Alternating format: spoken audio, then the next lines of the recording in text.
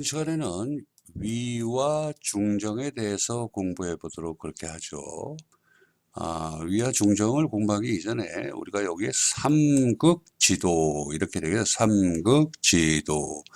삼극이라는 건 뭐냐? 삼극이라는 거는 천, 인, 지 이 세 가지를 삼극이라고 합니다. 삼극지도. 자, 우리가 여기에서 보면 여기에 있는 그 소성계, 요 세 개의 계를 보면 이게 결국은 하늘과 사람과 땅을 의미하는 그런 의미로 이해를 하시면 되고요. 우리 여기에 있는 대성계, 이 건이천계죠. 대성계에서 여기 여러분 보시면 제가 여기 써놨습니다. 초, 이, 삼, 사, 오, 상위 이렇게 해서 해놨죠. 그래서 요거는 우리가 그러니까는 1, 2, 3, 4, 5, 6까지 있는 거를 이렇게 우리가 이름을 붙일 때 이거는 초위, 2위, 3위, 4위, 5위, 6위 이렇게도 하고 초효, 2효, 3효, 4효 이렇게도 얘기를 하죠. 그래서 여러분들께서는 이게 뭐냐면은 이 6개의 효가 이루어진 대성계를 가지고 우리가 주역계를 풀이를 한다고 그렇게 얘기를 했고요. 여기에서는 우리가 이제 저거를 할 때에는 초효에는 우리가 이제 원칙적인 거를 말씀드리는 겁니다. 초효에는 이렇게 양이 오고, 그 다음에는 음이 오고, 그 다음에 양음, 요렇게 번갈아서 양과 음이 하나씩 요렇게 올라가는, 요게 요렇게 자리가 잡혀져 있는 것이 좋다, 가장 바람직하다, 이렇게 보는 겁니다. 자, 이렇게 보는 건데, 여기서 보시면, 여러분, 여기에 보면은 제가 뭐를 말씀을 드리려고 하냐면은, 우리 이 6개의 효, 이 대성계 중에서는 여기에 있는 2위와 이 5위를 굉장히 중요시합니다. 그래서 이건 내쾌, 이거는 내쾌고 이거는 외쾌라고 하죠. 요거는 여기에서 내쾌에서는 요 2위에 여기 보면 음이 와 있죠. 요 음이 와야지 좋다. 음이 와야지 좋다. 이 외쾌는 뭐냐면은 양이 와야지 좋다는 겁니다. 양이 와야지 좋다. 그래서 요거 이제 이 자리가 원래 양의 자리인 겁니다. 양의 자리. 그러니까 여기는 초효는 양의 자리, 두 번째는 음의 자리, 세 번째는 양의 자리, 번갈아서 이렇게 양음이 이렇게 바뀌어가지고 원래 그 자리인데, 여기에 뭐냐 하면은,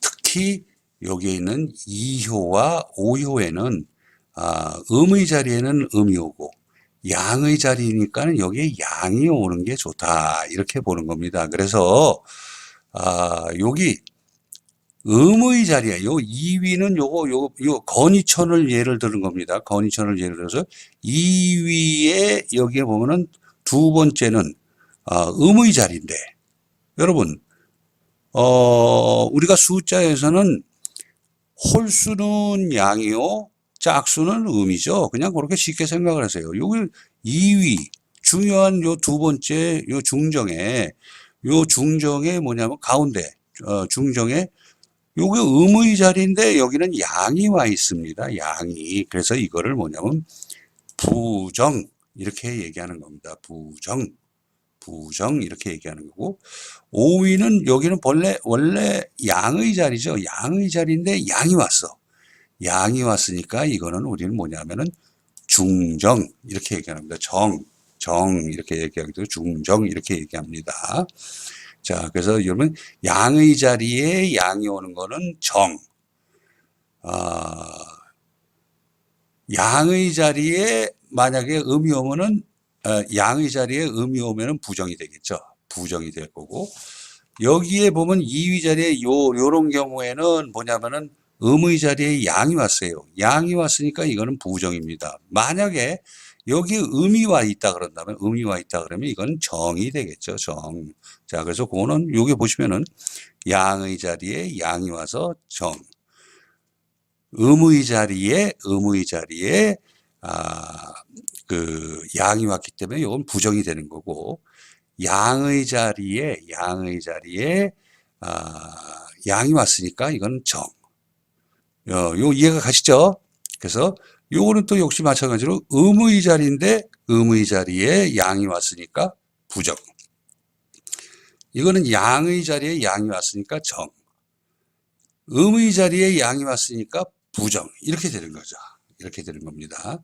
자, 그러면 여러분 여기에서 권위지괴를 가지고 요거를 한번 볼까요?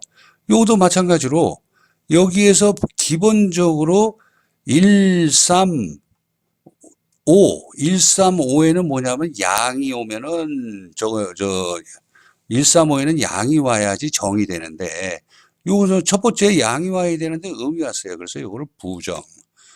음이 왔으니 두 번째는 음이 왔으니까 이거는 정이 되는 거고, 여기는 뭐냐면은 또 양이 와야 되는데 음이 왔어. 부정. 이렇게 되는 겁니다. 그래서 양의 자리에 양이 오면은 정, 양의 자리에 음이 오면은 음의 자리에 양이 오면은 부정.